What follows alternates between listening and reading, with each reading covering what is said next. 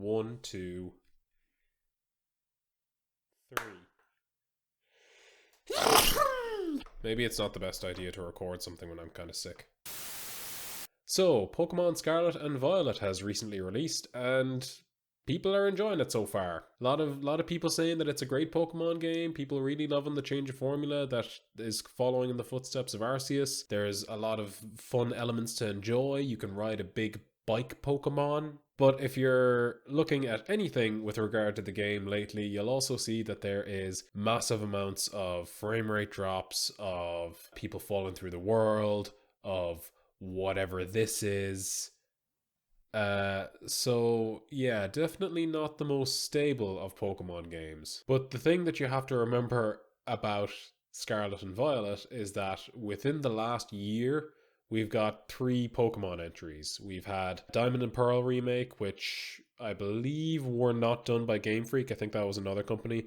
But we've had Arceus, and we've now had Scarlet and Violet. Even Game Freak doing just Arceus and Scarlet and Violet in the same year, that's crazy. What would be 3 Pokemon games released in a year, if you include the dual releases.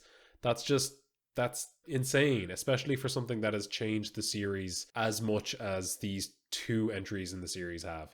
Now, there are people online who are blaming the hardware, as if the Switch can't run games like, I don't know, Breath of the Wild, Witcher 3,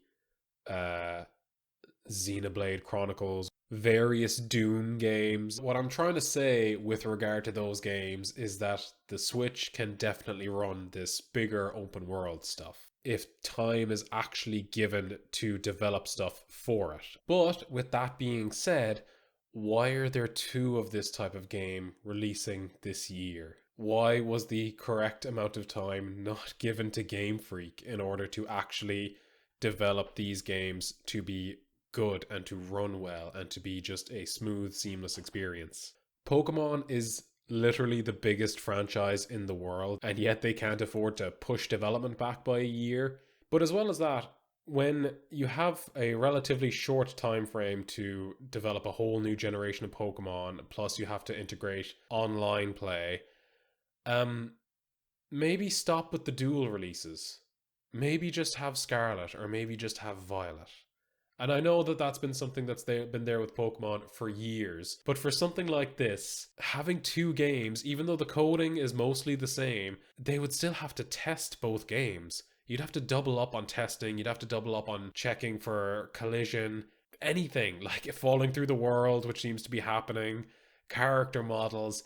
Everything needs to be doubled up because you have to release 2 separate games and you have to make sure that there's a stamp of approval on both of them. That's kind of what I really like about Arceus, in that everyone's got the same experience and there's no exclusive Pokemon that you have to be like, oh, well, I really wanted to get Charmander because that's in that version, so I gotta go find someone to trade with or hope that I can make friends with someone to freaking trade with me. And considering they've delayed stuff like Breath of the Wild, not Breath of the Wild, idiot, Tears for the Kingdom, so Breath of the Wild 2, Mario games are always super tight. Most Nintendo stuff, even though I don't like Nintendo as a company very much, most of the stuff that they released for the Switch is pretty tight in regards, like there's never normally a massive issue with bugs or glitches or anything like that. So why is it the case here? Like, I'm sure that Nintendo have a strict deadline to stick to, but are Game Freak also overpromising stuff? Are they is Nintendo like, we want 3 Pokemon games this year, and Game Freak are like, we're on it, yeah, we can do that, and then a month from the release date, they're like, we did it again, oh no. I don't understand how this genuinely does happen. Plus, there are some developers who are quite good with the Switch now in terms of getting the best out of it. Like, Platinum Games always get, like, really solid games in terms of frame rates for their releases. I don't understand how Nintendo don't maybe enlist some developers like that to just come in and kind of go, hey, we're having issues with our game here. Can you help us out? Like, we want to get this running super tight. We want to get it running super well. Can you, like, jump on board here and do quality assurance for us? Just, look, Nintendo, you got enough money. You can slow down on a release. Like, if a Pokemon game isn't running very well, you can delay it. You've had 3 Pokemon games in the last year. It's fine. You'll be fine. You'll make money. People still love Pikachu. It really feels like just a malicious compliance to like having to have a new Pokemon generation every 3 years or however often these games come out. I think it's 3 years. That's going to just do a lot of damage to the brand overall. Just change it up a little bit. This is exactly what's killed stuff like Assassin's Creed or Call of Duty or I don't know, any other like annual release game that we've gotten previously. The only difference is they allow a little more time so that people are like, ooh, first game in however long. Yes, finally. Num, num, num, num, num, num. Biggest franchise in the world, and they can't release a game that actually runs well and works well with online functionality. So, take from that what you will.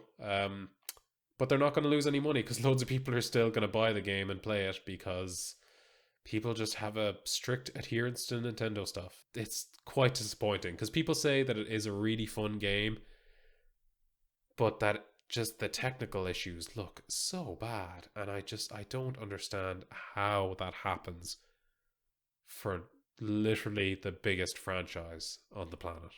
It's just, they should be able to do better.